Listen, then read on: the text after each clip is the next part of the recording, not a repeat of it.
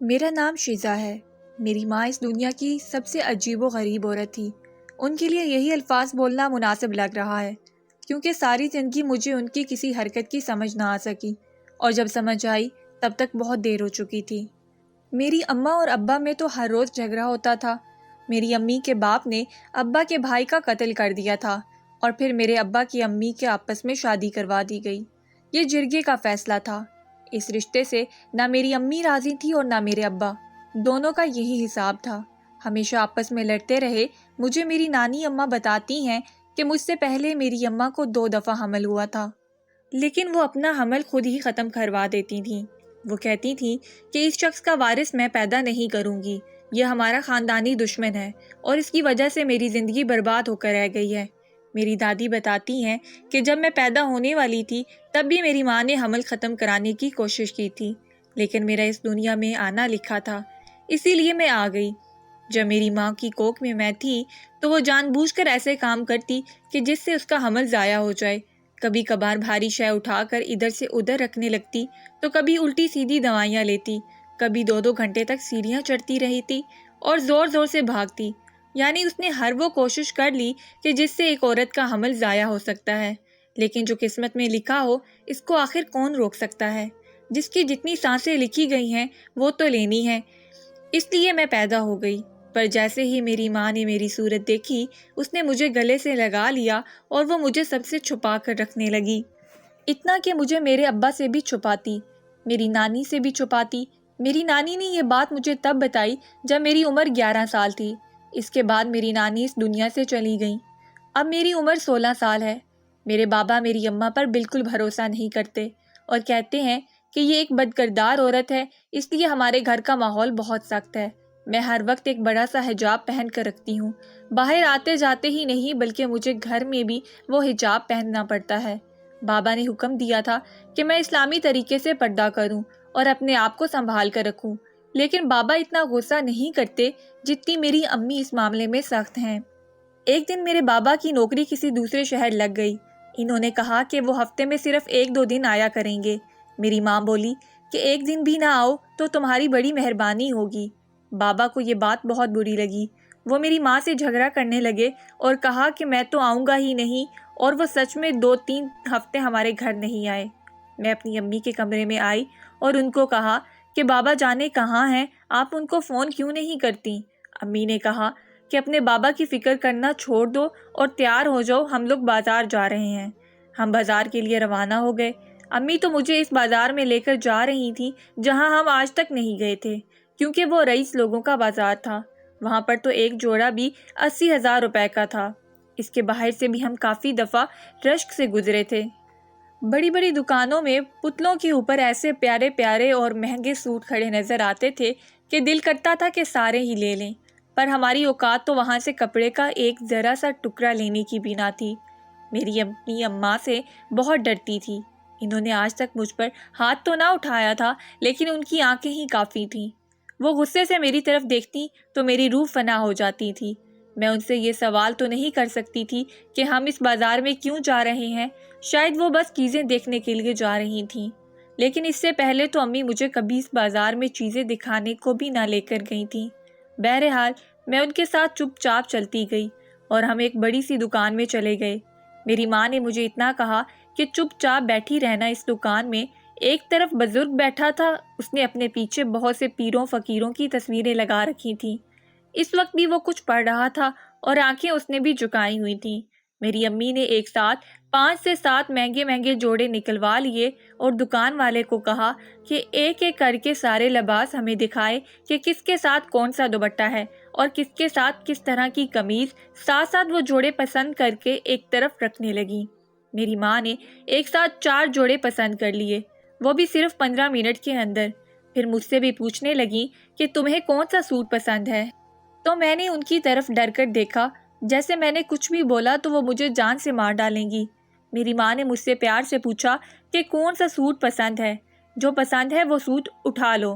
میں نے ایک سوٹ پر ہاتھ رکھا تو مجھے بہت اچھا لگ رہا تھا۔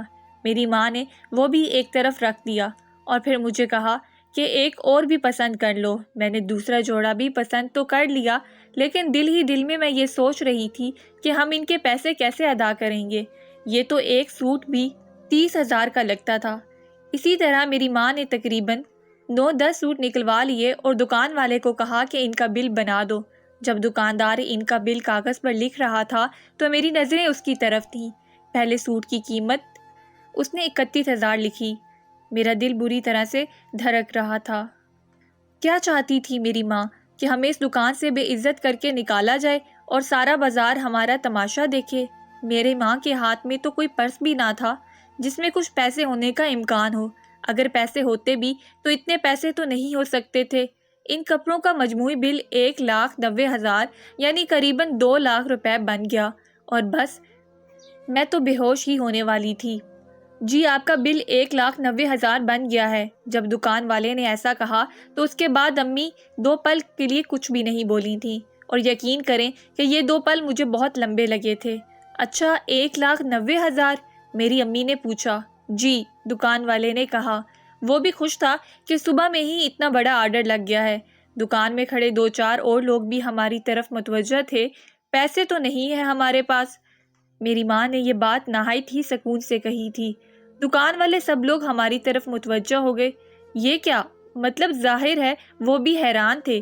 میں نے کہا، پیسے نہیں ہیں بھائی صاحب میرے پاس، پر کپڑے تو میں لے کر جاؤں گی۔ اب دکان والا ہنس دیا۔ وہ کیسے بی بی؟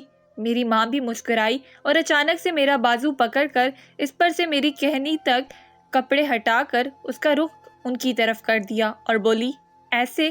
میں بھی حیران تھی اور دکاندار بھی۔ جب وہ بوڑھا دکاندار جو مالک تھا اپنی اینک ٹھیک کرتے ہوئے آگے بڑھا اور میری بازو کو غور سے دیکھنے لگا۔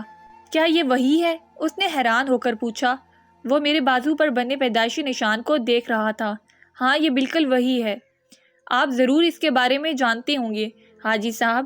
ہاں جانتا ہوں، پر یہ بھی جانتا ہوں کہ یہ اکیلا کسی کام کا نہیں ہے، اس کا جوڑے دار بھی چاہیے ہوتا ہے۔ میری ماں پھر سے مسکرائی اور اب میری پیشانی پر سے کپڑا ہٹا دیا۔ میں اس عمل میں بہت حیران اور شرمندہ ہو رہی تھی۔ مجھے کچھ سمجھ نہیں آ رہا تھا۔ اب اس بوڑھے حاجی صاحب کا تو منہ ہی کھل گیا۔ اس نے بہت شفقت سے میرے سر پہ ہاتھ رکھا اور اپنے بیٹے کو کہا کہ ان کا سامان شاپر میں ڈالو، ان سے پیسے نہیں لیں گے۔ اس کا بیٹا اور میں اس وقت دنیا کے سب سے حیرت زدہ لوگ تھے، اور میری امی اور حاجی صاحب سب سے زیادہ مطمئن۔ خیر، انہوں نے ہمارا سامان شاپر میں پیک کیا اور ہم سے 1 روپے بھی نہ لیا، اور کہا کہ دوبارہ ضرور آئیے گا اور اس کو ضرور ساتھ لے کر آئیے گا۔ میری ماں نے کہا کہ اگر میں دوبارہ آئی تو اس کے بنا تھوڑی آؤں گی حاجی صاحب، آپ بھی کمال کرتے ہیں۔ حاجی صاحب نے میری امی کو جاتے ہوئے کہا کہ میری 2-4 دکانیں اور بھی ہیں، ان کا پتہ آپ کو لکھ کر دیتا ہوں، وہاں بھی چکر لگائیں۔ تو میری امی نے کہا کہ نہیں، فی الحال آپ صرف اپنا نمبر ہی دے دیں، آپ سے فون پر تفصیل سے بات کروں گی، کیونکہ آپ اس کو سمجھتے ہیں، اس لیے آپ کو باقی لوگوں کو بھی قائل کرنا ہوگا۔ حاجی صاحب کہنے لگے کہ اس بازار میں میں کسی کو قائل نہیں کروں گا، اگر ان کو قائل کر لیا تو پھر میرا کیا فائدہ، تو پھر ان کا ہو جائے گا۔ میری امی نے کہا کہ بس مجھے تو سب کچھ چاہیے جو صرف آپ سے تو نہیں مل سکتا۔ حاجی صاحب نے کہا، کیوں نہیں مل سکتا؟ آپ صرف حکم کریں، آپ کو جو چاہیے ہم دیں گے۔ حاجی صاحب کے بیٹے نے بھی ان کو ٹوکا کہ آپ یہ کیا کر رہے ہیں؟ ان کو مفت میں سامان کیوں دے رہے ہیں؟ کیا وجہ ہے؟ تو حاجی صاحب نے غصے سے کہا کہ تم اپنی زبان بند رکھو۔ وہ بیچارہ تو نظریں جھکا کر رہ گیا اور وہاں سے دور چلا گیا۔ جاتے ہوئے پھر سے حاجی صاحب نے میرے سر پر بہت پیار سے ہاتھ رکھا اور کہا کہ اس پڑی کا خیال رکھیے گا۔ میں نے کہا کہ مجھے پڑی کیوں کہہ رہے ہیں؟ آخر تو امی نے کہا کہ تم چپ رہو۔ جب ہم گھر آئے تو میری ماں نے کہا کہ جو ہوا ہے اس کے بارے میں کسی کو بتانا نہیں، اپنے کمرے میں چپ چاپ بیٹھی رہو، آج تمہارا باپ آنے والا ہے، اس کے سامنے بھی مت آنا۔ میں نے امی سے کہا، ٹھیک ہے، میں اپنی زبان بند رکھوں گی، لیکن جو کپڑے میں نے پسند کیے تھے وہ تو مجھے دے دیں، کیونکہ دل ہی دل میں میرا بھی نئے کپڑے پہننے کا بہت دل کر رہا تھا۔ آخر اتنے مہنگے کپڑے تو میں نے کبھی ہاتھ لگانے کو بھی نہ دیکھے تھے۔ اب جب وہ میری دسترس میں تھے تو میں کیوں نہ ان سے فائدہ اٹھا لیتی۔ ویسے بھی امی نے جو بھی کیا، لیکن ہم لوگ بنا پیسے دیے مہنگے کپڑے لے کر آئے تھے۔ امی نے کہا کہ وہ کپڑے تمہارے لیے نہیں ہیں، اس لیے اپنا منہ بند رکھو اور چپ چاپ کمرے میں بیٹھی رہو۔ مجھے پتہ چلا کہ میرے بابا آئے ہیں، لیکن جب میں کمرے سے باہر جانے لگی تو کمرہ باہر سے لاک تھا۔ میں حیران رہ گئی تھی کہ میری ماں نے مجھے کمرے میں بند کر دیا تھا تاکہ میں اپنے باپ سے نہ مل سکوں، جبکہ میں نے کہہ دیا تھا کہ جو کچھ بھی ہوا ہے اس کے بارے میں کسی کو نہیں بتاؤں گی۔ پھر مجھے کمرے میں بند کرنے کا مقصد آخر کیا تھا؟ بابا رات رکے اور صبح اول وقت ہی چلے گئے۔ مجھے حیرانگی اس بات کی ہوئی کہ بابا نے بھی میرے بارے میں نہیں پوچھا، اور لگتا ہے کہ امی نے ان کو کوئی کہانی سنائی ہوگی کہ میں بیمار ہوں یا گھر پر نہیں ہوں، تبھی تو انہوں نے میرے بارے میں کوئی سوال ہی نہ کیا۔ رات کا کھانا امی میرے کمرے میں رکھ گئی تھیں۔ صبح جب بابا چلے گئے تو انہوں نے مجھے کمرے سے نکالا۔ میں نے کہا کہ مجھے بند کیوں کیا؟ تو امی نے پھر سے مجھے وہی بات کی کہ تم زبان نہ چلایا کرو زیادہ۔ اگلے دن ہمارے گھر میں کچھ عورتیں آئی تھیں اور جو 9-10 سوٹ ہم خرید کر لائے تھے ان کو دیکھنے لگیں۔ وہ ایک سوٹ 20 سے 25 ہزار روپے کا تھا، لیکن میری ماں نے سارے سوٹ 15 ہزار کے لگا دیے تھے۔ عورتیں تو ان سوٹوں کے پیچھے بالکل پاگل ہی ہوئے جا رہی تھیں۔ ایک عورت نے کہا کہ اسے سارے کے سارے کپڑے چاہیے، اور میری امی نے کہا کہ سب کا حق نہ مارو، ابھی تم زیادہ سے زیادہ 2 جوڑے لے لو، اگلی دفعہ تمہیں میں زیادہ کپڑے دے دوں گی۔ وہ جانتی تھی کہ یہاں پر سونا کوڑے کے بھاؤ میں مل رہا ہے، اس لیے وہ تو پاگلوں کی طرح سارے کپڑے خرید کر وہاں سے چلی گئیں، اور میری ماں کے ہاتھ میں ایک ہی دن میں 1 لاکھ روپے آ گیا۔ میری ماں نے مجھے 5,000 روپے دے دیے اور کہا کہ یہ تمہارا حصہ ہے، جو بھی ہے اس کے بارے میں کسی کو بتانا مت۔ میں نے کسی کو بتا کر کرنا کیا تھا؟ ویسے بھی میرا کسی کے ہاں آنا جانا بھی نہ تھا، نہ ہی میری کوئی دوست یا کزن تھی۔ میری ماں نے ہمیشہ ہی مجھے قید کر کے رکھا تھا۔ بہرحال 5,000 روپے دے کر میں کافی خوش ہو گئی، اور میں نے اپنی ماں سے کہا کہ مجھے کھانے کو کچھ منگوا دو۔ انہوں نے ایسا ہی کیا اور میں اس میں ہی خوش تھی۔ رات کو میرے کانوں میں میری امی کی آوازیں سنائی دیں۔ وہی حاجی صاحب سے بات کر رہی تھیں۔ وہ کچھ دکانوں کا ایڈریس بتا رہے تھے اور میری ماں کاغذ پر لکھ رہی تھی۔ کہنے لگی کہ کل پرسوں ہی جائیں گی۔ فون میں سے حاجی صاحب کی بھی آواز آ رہی تھی۔ انہوں نے کہا کہ جو مرضی لینا ہو لے لیں، لیکن ایک دفعہ چکر ضرور لگائیے گا، آپ کی بڑی مہربانی ہوگی۔ اب تو یہ سلسلہ چل پڑا۔ ہم لوگ ہر روز ہی بڑی بڑی دکانوں پر جاتے اور وہاں سے من چاہی چیزیں اٹھا لیتے۔ میری ماں سب لوگوں کو میرے بازو پر بنا نشان دکھایا کرتی تو وہ لوگ ایسے ادب میں آ جاتے جیسے ان کی دکان میں شہر کا وزیر اعلیٰ آ گیا ہو۔ ہماری خوب آؤ بھگت کرتے اور چیزیں بھی مفت میں دے دیا کرتے۔ اب تو میں بھی اس چیز سے کافی خوش ہونے لگی تھی، کیونکہ چیزیں خریدنا اور بازار جانا مجھے اچھا لگنے لگا تھا۔ ایسی چیزیں ہمارے گھر میں آنے لگی تھیں جن کو ہم خریدنے کا کبھی تصور بھی نہیں کر سکتے تھے۔ امی وہ ساری چیزیں انہیں سستے میں بیچ دیتی تھیں، عورتیں بھی خوش ہو کر وہ چیزیں لے جاتی تھیں، اور یوں ہمارے گھر میں بہت سے پیسے آنے لگے۔ لیکن یہ سارے معاملات میرے ابا سے بہت باریکی کے ساتھ چھپائے جا رہے تھے۔ ایک دن میں نے اپنی امی سے کہا کہ یہ بات ابا سے کیوں چھپاتی ہیں؟ آج کل امی مجھ پر بہت مہربان تھیں، مجھے بہت پیار کرتی تھیں، ہر بات مجھے بہت پیار سے سمجھاتی تھیں، پیسے بھی دے دیتی تھیں اور اچھا کھانے کو بھی لے کر دیتی تھیں۔ تو میں نے سوچا کہ ان سے میں بھی کوئی بات کر لوں۔ امی نے کہا کہ تمہارے باپ کو پتہ چل گیا تو وہ کبھی ہمارا ساتھ نہیں دے گا۔ میں نے نادانی میں کہا کہ جب بابا کو پتہ چلے گا کہ اس کام سے اتنے پیسے آ رہے ہیں تو وہ ضرور ساتھ دیں گے۔ میری ماں اچانک سے غصے میں آ گئی اور بولی کہ خبردار، جو تم نے غلطی سے بھی یہ بات اپنے باپ کو بتانے کی کوشش کی تو اسی لیے میں تمہیں کمرے میں بند کرتی ہوں کہ مجھے تم پر کوئی بھروسہ نہیں ہے۔ تو اپنے باپ اور اپنے باپ کے رشتہ داروں پر گئی ہے، اپنی دادی پر، ان کے پیٹ میں بھی کوئی بات نہیں رہتی تھی۔ اب دوبارہ اگر اس طرح کی کوئی بات بھی کی تو مجھ سے برا کوئی نہ ہوگا۔ میں پھر سے اپنی ماں سے ڈر گئی اور میں نے اس سے وعدہ کیا کہ میں بابا کو کبھی بھی یہ سب نہیں بتاؤں گی۔ اگلے دن ہی میرے بابا نے آنا تھا اور امی نے صبح میں ہی تیاری کرنا شروع کر دی۔ ہمارے گھر میں اتنا سامان ہو گیا تھا کہ اس کو چھپانا مشکل ہونے لگا تھا۔ ہم نے ایسی کئی نئی چیزیں بھی خریدی تھیں کہ جن کے بارے میں بابا سوال کر سکتے تھے، اور وہ دیکھنے میں بہت ہی مہنگی لگتی تھیں۔ کچھ گیسٹ روم کا سامان تھا تو کچھ گھر کا، یہاں تک کہ ہمارے کپڑے بھی بدل گئے تھے۔ امی کو ساری چیزیں چھپانے میں کافی وقت لگ گیا تھا۔ جیسے ہی مرکزی دروازے میں ہلچل کی آواز آئی، امی نے مجھے تو کمرے میں بند ہی کر دیا، لیکن آج میری ماں جلدی میں تھی، اس لیے وہ دروازے کی کنڈی لگانا بھول گئی۔ مجھے بھی پتہ چل گیا تھا کہ دروازہ کھلا ہے، پر میں باہر نہیں گئی تھی۔ کیونکہ امی نے مجھے سختی سے منع کیا تھا، پر پھر میرے کانوں نے کچھ بہت عجیب سا سنا۔ بابا نے کہا کہ اس لڑکی نے تو ہمیں کہیں کا نہ چھوڑا، پتہ نہیں کس کس کے ساتھ منہ کالا کر کے بھاگ گئی ہے۔ میں سوچ بھی نہیں سکتا تھا کہ میری بیٹی ایسا بھی کرے گی۔ جب میں نے یہ خبر سنی تو میرے قدموں تلے سے زمین ہی نکل گئی۔ امی نے ابا کو یہ کہا تھا کہ میں کسی کے ساتھ بھاگ گئی ہوں۔ امی نے یہی کہا ہوگا کہ 2-3 مہینے سے میرے ابا سے سامنا ہی نہ ہوا تھا۔ 2-3 مہینے تک تو وہ یہ نہیں کہہ سکتی تھی کہ میں گھر پہ نہیں ہوں۔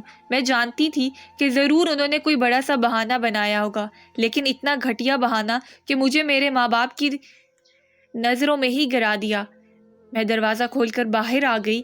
میرے باپ نے مجھے دیکھا تو حیران رہ گئے اور میری ماں کی روح فنا ہو گئی۔ میرا باپ میری طرف بڑھا اور کہنے لگا کہ تم واپس کب آئی؟ کس کے ساتھ گئی تھی؟ کہاں منہ کالا کیا ہے؟ میرے باپ نے میرا گلا پکڑ لیا تو میں نے ان کو کہا کہ مجھے آپ کی قسم، آپ جس کی مرضی قسم لے لیں، آپ محلے والوں سے پوچھ لیں، میں اس گھر میں تھی۔ میں رو رو کر اپنی صفائیاں دینے لگی۔ میرے باپ کو مجھ پر یقین آ گیا کیونکہ وہ میری ماں کی حرکتوں کو بہت اچھی طرح سے جانتے تھے۔ اس سے پہلے کہ میرا باپ میری امی کی طرف بڑھتا، دروازے پر ایک زوردار عجیب سی دستک ہوئی۔ عجیب سی دستک سے میرا مطلب یہ ہے کہ کسی نے دروازہ پیٹا تھا۔ ہم تینوں چونک گئے اور باہر سے آئی آواز پولیس کی، دروازہ کھولو۔ میری ماں کے چہرے کا رنگ فک ہو گیا اور میرا باپ بھی حیران رہ گیا۔ وہ میری ماں اور مجھے کمرے میں لے کر آیا اور بولا کہ تم لوگوں نے کیا کیا ہے؟ پولیس کیوں آئی ہے؟ میری ماں کی حالت غیر ہونے لگی اور میں بھی بہت ڈر گئی۔ میں نے ابا کو ساری تفصیل بتا دی کہ ہم کیا کرتے رہے ہیں۔ میں نے ابا کو اپنے بازو اور سر پر نشان بھی دکھایا اور بتایا کہ اس نشان کو دیکھ کر سارے دکان والے ہمیں مفت میں چیزیں دیا کرتے تھے۔ ابا نے اپنا سر پکڑ لیا اور کہا کہ تمہاری ماں نے تمہیں جیتے جی مار ڈالا ہے اور مجھے بھی۔ یہ تمہارے بازو اور سر پہ جو نشان ہے یہ کوئی پیدائشی نشان نہیں ہے۔ جب تم بہت چھوٹی تھی تو تمہاری ماں نے یہ نشان خود تمہارے بازو اور سر پر بنا دیا تھا۔ ایسا نشان لاکھوں میں پیدا ہونے والے ایک بچے میں ہوتا ہے اور کہا جاتا ہے کہ وہ جہاں جاتا ہے وہاں دولت کی ریل پیل ہو جاتی ہے۔ صرف اس کے قدم بڑھنے سے ہی ہر طرف خوشحالی آ جاتی ہے، لیکن ایسا صرف کہانیوں میں ہوتا ہے۔ ظاہر ہے یہ نشان جعلی ہے، کیونکہ اگر ایسا ہوتا تو ہمارے گھر کے حالات اور ہوتے، ہم اس شہر کے سب سے امیر لوگ ہوتے۔ تمہاری ماں نے سب لوگوں سے جھوٹ بول کر ان سے چیزیں لے لی ہیں اور ظاہر ہے کہ جب ان کو اپنے حساب میں کوئی فرق نظر نہیں آیا تو انہوں نے پولیس کو ہمارے پیچھے لگا دیا ہے۔ تو سمجھو کہ تمہاری ماں نے اب تک جتنی بھی دکانوں سے چیزیں لی ہیں وہ سب ہمارے کتوں کی طرح ڈھونڈ رہے ہوں گے۔ میں نے حیران ہو کر اپنی ماں کو دیکھا کہ اس نے مجھے کس طرح سے استعمال کیا تھا۔ کوئی اپنی اولاد کا ایسے استعمال بھی کر سکتا ہے، لیکن مجھے میری ماں کی آنکھوں میں آج پہلی دفعہ شرمندگی نظر آ رہی تھی۔ وہ تو مجھے پیدا ہی نہیں کرنا چاہتی تھی، تو پھر ان کو مجھ سے کیا سروکار؟ میں نے اپنی وہاں سے صرف اتنا کہا کہ آپ نے مجھے اپنی گود سے پیدا کیا تھا، پھر میرے ساتھ ایسا سلوک کیوں کیا؟ میری ماں نے میرے سوال کا جواب نہیں دیا اور جا کر خود کو پولیس کے حوالے کر دیا۔ میری ماں نے سارا الزام مان لیا اور ان پر 420 کا پرچہ ہوا، جس کی ضمانت بھی نہیں ہو سکتی تھی۔ پولیس میری ماں کو پکڑ کے لے گئی اور مقدمہ چلنے لگا، لیکن پھر بھی یہ 420 کا پرچہ تھا، کوئی قتل کا پرچہ نہیں تھا۔ ہمیں کچھ وقت لگا لیکن ہم نے اپنی ماں کو اس سے آزاد کروا لیا۔ اس دوران میں ابا کے ساتھ رہتی تھی۔ ہمیں گھر بھی بدلنا پڑا کیونکہ لوگ ہمارے گھر میں بار بار آتے تھے۔ گھر کا سامان، کچھ چیزیں اور امی نے جو پیسے کمائے تھے وہ دے دلا کر ہم نے سب لوگوں سے جان چھڑوا لی۔ کچھ لوگوں کے ساتھ ہم نے قسطیں بنوائیں کہ آہستہ آہستہ تمہارے پیسے واپس کر دیے جائیں گے۔ میری امی جب جیل سے واپس آئیں تو بدلی ہوئی عورت تھیں۔ انہوں نے آتے ہی ہم سے معافی مانگ لی اور مجھے سینے سے لگا لیا۔ زندگی پہلے سے زیادہ مشکل ہو گئی ہے۔ میری ماں کے بارے میں سارے خاندان اور سارے محلے والوں کو پتہ چل گیا ہے۔ لوگ باتیں کرتے ہیں، ہمیں تانے دیتے ہیں، لیکن مجھے خوشی اس بات کی ہے کہ مجھے ایک اچھی ماں مل گئی ہے جو خود ہی مجھ سے بہت پیار کرتی ہے اور میرا بہت خیال رکھتی ہے۔ امی ابو آپس میں اب جھگڑا بھی نہیں کرتے۔ باقی کے حالات کا کیا ہے، شاید اسی طرح سے سب کچھ ٹھیک ہونا تھا۔ ہماری ویڈیو اگر آپ کو پسند آئی ہے تو ضرور لائک کیجئے، اپنی رائے دینا چاہیں تو کمنٹس کیجئے، اچھی لگے تو شیئر کیجئے اور بیل آئیکن پر لازمی کلک کیجئے تاکہ ہماری ہر آنے والی ویڈیو آپ تک بر وقت پہنچ سکے۔